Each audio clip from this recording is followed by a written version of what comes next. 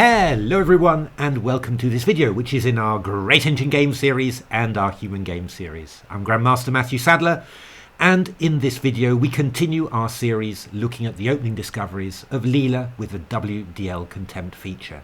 Now if you want to know more about that feature, do take a look at the previous videos, also at my blog postings.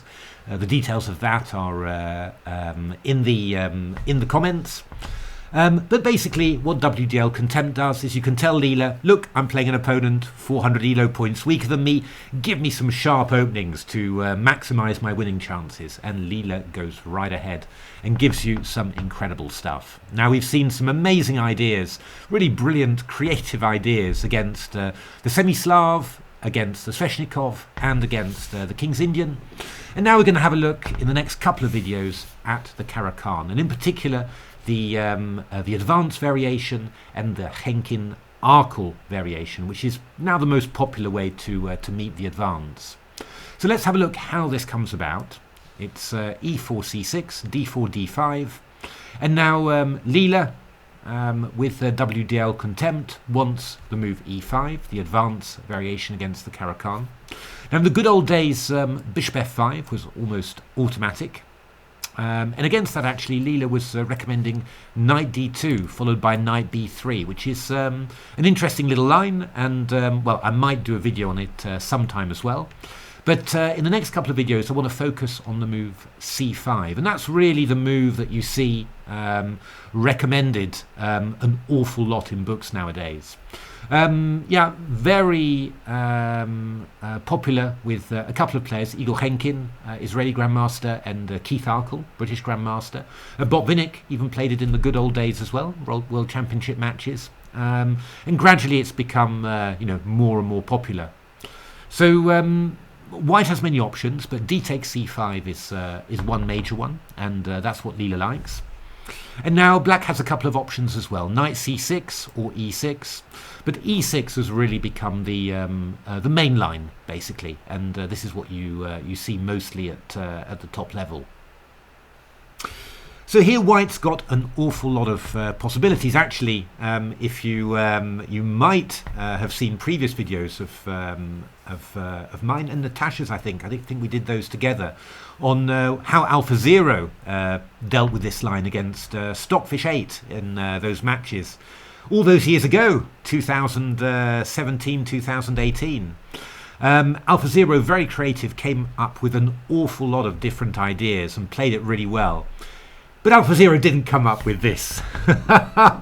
Leela with WDL Contempt is, I call it AlphaZero on steroids, just that extra step.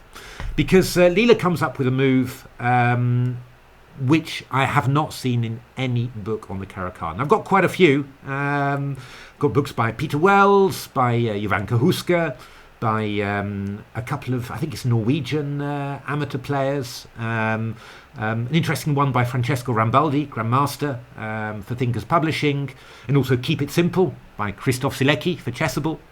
But none of them come up with Leela's move. And it's one of those moves that when it's played, you sort of say, huh? So you think, why not? Well, I don't know whether you can guess it. If you've seen the previous videos, you might be saying, surely Leela isn't playing g4 in this position. No, not this time. The move that Leela wants is the move Queen h5. Now, amazingly, there are 317 games at Lichess with this. Now, at Lichess, anything goes, so I'm not too surprised. But just one over-the-board game, and it's not even in the Hierarchs book, which is very unusual, because that's a very complete book. I mean, actually, this move has a lot of points. It's protecting the pawn on e5. It's getting ready to attack the black kingside with bishop d3, knight f3 to g5. And it's also stopping Black from playing the move f6, undermining the e5 pawn. And if Black plays g6 to chase away the queen, well, then these dark squares here on the king's side get quite weak. I mean, when I got it against me, I was looking at it and I was thinking, I'm not 100% sure what to do. There's nothing obvious that I can think, So it's a pretty serious move, and yeah, it's not a bad move at all, I can tell you.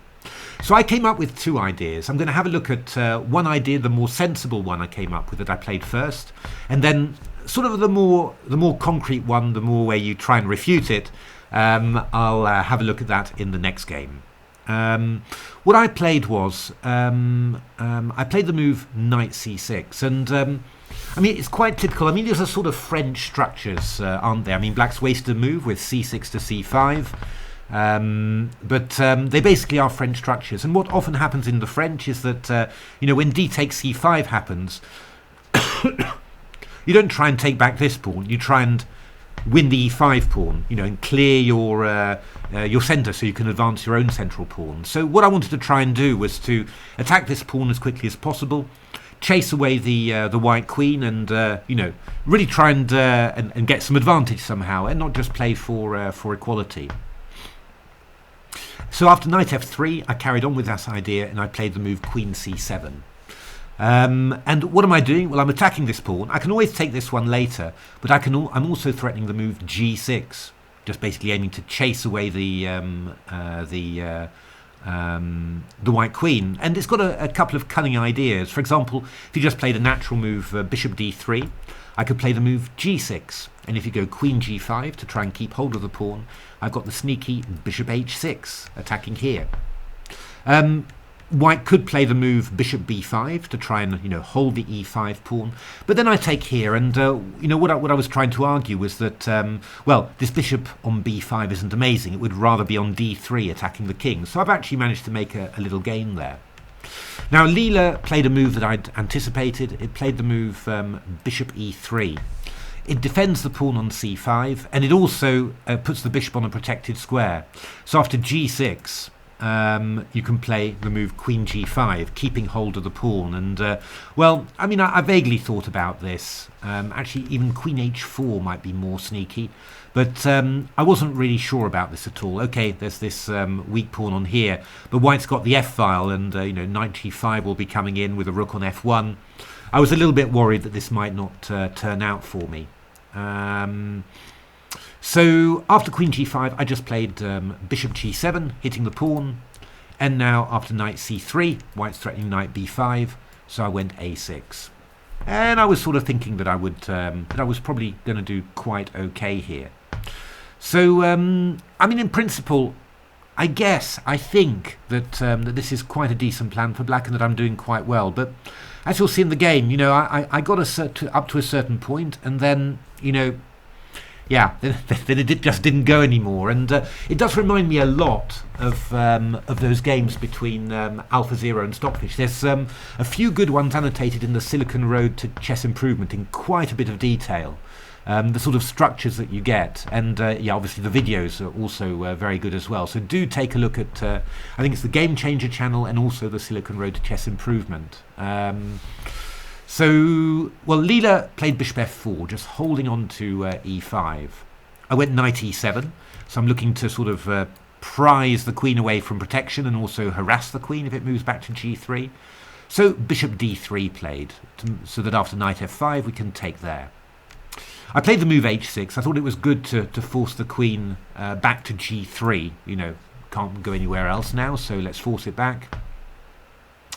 And then I thought it was just time to grab the c-pawn now. So I played knight b4. I mean, I thought I've done quite well here, really. I mean, I've developed quite smoothly. I forced white to go bishop e3 to f4. White's played queen g5, h5 to g5 to g3. So it felt in a way that, the whites lost some time. The only problem with black's position is that there's a lot of weak dark squares.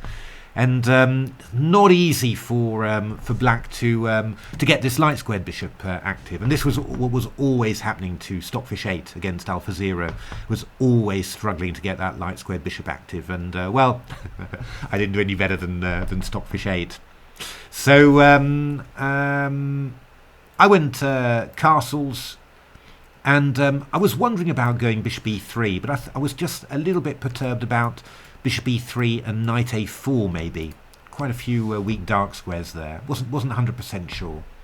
I just saw one funny line. Takes knight f5, bishop b6. If you go something like queen c6, I go queen f4, and I'm covering this one, so that's no problem. And if you take on g3, I take. knight b6 and bishop b8. I win that rook, and then this knight is trapped here. Just one line that I saw. I don't know whether it's good or not. But that just basically made me, I wanted to play bishop d7 first of all, just to stop knight a4, and I didn't see any rush to take the c pawn. So yeah, I mean, I was kind of I was sort of expecting bishop e3 to hold on to the pawn, and then my idea was to go knight ec6. So I'm switching the the target there to e5, and well, I was vaguely looking at stuff like this, but this all seemed okay for black. I can chase the queen away; should all be fine. So yeah, I sort of thought that this was going to work out all right. The idea is a3, by the way, knight e7, and I can get back if I need to. Or even take on c2 if I'm lucky enough. So I was expecting that, but Leela just played knight e2, and it's around here that I was suddenly getting a little bit upset with my position, because if I do something like taking on here and queen c5, and then white plays rook c1 and then knight d4, it really reminded me of those AlphaZero Stockfish 8 games, which did not go well for Stockfish 8. What I would really want to do is to play a move like d4, give up that pawn, activate, be able to activate my my bishop on the long diagonal, and I don't care losing a pawn. This I wouldn't mind at all, really. The only problem was that I was a bit afraid that stuff like b4 would happen, and then I'm just not going to be able to win that pawn back, and I'm going to lose this pawn as well. And I kept on trying to find ways to do that, but I just couldn't. So what I came up with was the move g5. Yeah, I wasn't 100% sure whether I was happy with that, but there were a few interesting ideas. I mean, obviously if you go bishop e3, I can just take. I can go knight f5, I fork you, and if queen h3, I can even go bishop takes c5, or go knight takes c3. And if queen g4, I've got this lovely little idea, h5 here, takes here, here, which could be a draw by repetition. And if you take on h5, it's important that I've got knight e3 in this position, and if fe, then bishop e3. That was the lovely idea. I went a little bit further. I was wondering about knight g5, but then I think I go castles and queen takes e5. So I was calculating all those lines. I thought this was quite decent. What I did think the best move would be bishop d2, and then I played queen takes c5, and I was sort of quite positive about this, really. I was thinking, well, I mean, I can take on d3 whenever I want. I've got maybe knight takes d3, knight f5. Maybe I'll get in d4 at some stage. It might be quite decent. But after white's next move, which was rook fc1, I just suddenly felt very uncomfortable, and I didn't really get to grips at all with what I needed to do in this position. And I'm not really sure what would have been the best, to be honest, for black. Why is this move so irritating? Well, after knight d3, c takes d3, the rook's well placed. It's also stopping me from castling queenside. I mean, white's also threatening stuff like just bishop b4, a3, and then c4, just blasting open the centre. And if I castle kingside, then I'm going to get hit by h4. So I was just feeling, I mean, there must be something, precise and good that I can do here that would, give me some sort of decent position. But yeah, I didn't find it anyway. What I did was not very good. Not very good at all, no. I took on d3, takes, and played queen b6. So, yeah, vaguely hitting b2, also thinking about playing knight f5. But somehow Leela just started hitting my kingside, and I thought I had all sorts of little ideas to annoy that and upset that. But yeah, basically, yeah, every time that I did something, Leela just found a way to improve its position. So I played bishop b5, hitting the pawn on d3, and I was thinking, I actually thought that knight d4 was necessary, protecting the pawn, and then I think I was going to play knight g6. Yeah, that's the one. I'm hitting that one, and I'm also hitting this one as well. And that was quite clever. But Leela played rook c3, which I'd sort of discounted because, you know, I thought that I was going to have ideas with bishop takes c5, and I sort of do have them, but it's not really material because Leela just doesn't give me them, and at the same time you're threatening to double up, and there's also going to be rook b3 at some stage, you know, with threats against the bishop and the queen. And you know, you get that feeling of, oh my goodness, I'm losing the thread, you know, my moves just aren't making sense anymore and I'm just getting pulled apart. And yeah, this is what really happens. And yeah, I mean, I guess I'm not defending, you know, maybe as well as I would do in a practical game. On the other hand, I'm facing an opponent that's much stronger than anyone I would face in a practical game. And yeah, that's what tends to happen. You know, you just tend to, you lose the thread and then it just starts, you know, snowballing down. So with knight f5, queen g4 and g takes h4, and this had been one of my sort of thoughts, that after knight h4 I can go bishop takes c5. So, you know, I thought I'm holding this at bay. I'll be able to go bishop c6, I'll castle queenside. Is this so bad? Well, knight f4 was played here by Leela, coming into h5. I went bishop c6, blocking the c file. And after rook c1, I castle queenside, and I was sort of thinking, this is not so bad, you know. Why is this so bad? So Leela played knight h5, and well, the idea was to play king b8. I'm getting out of that of this pin, and yeah, you know, after knight g7, I've got rook d g8. And actually, I'm doing really well, right? I mean, I've got ideas like d4 as well. I'm taking on g7. I've got h3. Yeah, no reason I shouldn't be doing well. But yeah, Leela just came up with a stunning idea, actually. It is very, very nice. It's rook b3, queen c7, and then rook takes c6, which kind of made me, huh? What did I miss? What did I miss? And after queen c6, the very nice point, knight d4. That was a really very unexpected point. The idea is that after takes, white's threatening the bishop, and obviously if you take that, white's just got a massive material advantage. But if you do something like this, for example, then white just plays bishop e3, and queen a7 check, rook c3 is coming. Yeah, my king side is denuded, and or my king's position rather is denuded, and there's nothing I can do to stop that. So I'm just completely lost. Kind of from nowhere, and just by exchanging off pieces as well. It's really quite unfair. So well, I went for some tactics, but I sort of had the feeling that Leela had calculated it all. Takes and takes, knight g7, and then rook d g8. So still hoping for some g-file tactics.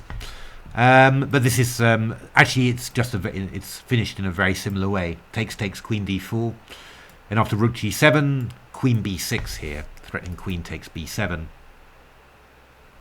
I gave a little check, king h2, f6, just to protect, and also to open the e-file. So, I mean, I assumed that Leela had calculated this, but you never know. There might be something wrong, so I took. Unfortunately, you know, I sort of realised here that after rook check, king f3, if queen d3, just queen e3 is very strong. It's just completely winning. So I gave a little sneaky check, hoping to speed things up. But actually, after king h2, I didn't have a check anymore, so I resigned. There we are. That was an introduction to this queen h5 idea, which, you know, I think is a very good idea. I think it's a perfectly good idea for white, and quite challenging, actually. Yeah, I mean, I thought that what I played with this this very concrete idea, going after the e5 pawn, was very thematic.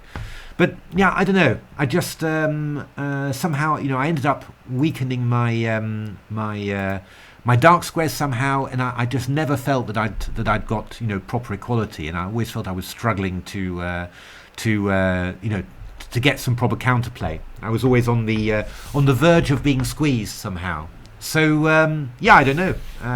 Well, you can have a look at the associate PGN to see what Komodo Dragon and Stockfish made of it.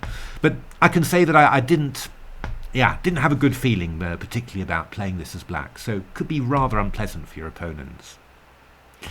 So that's the first video. In the next video, we're going to see how I tried to play a very concrete line, really trying to exploit the drawbacks to queen h5, And, well, you can see how Leela with Contempt reacted. Well, or did Leela react with contempt? Somewhat of both, I think. So there we are. If you like the video, give a like, subscribe to the channel, take a look at my new books, tell your friends, and hope to see you for the second video on the Caro-Kann.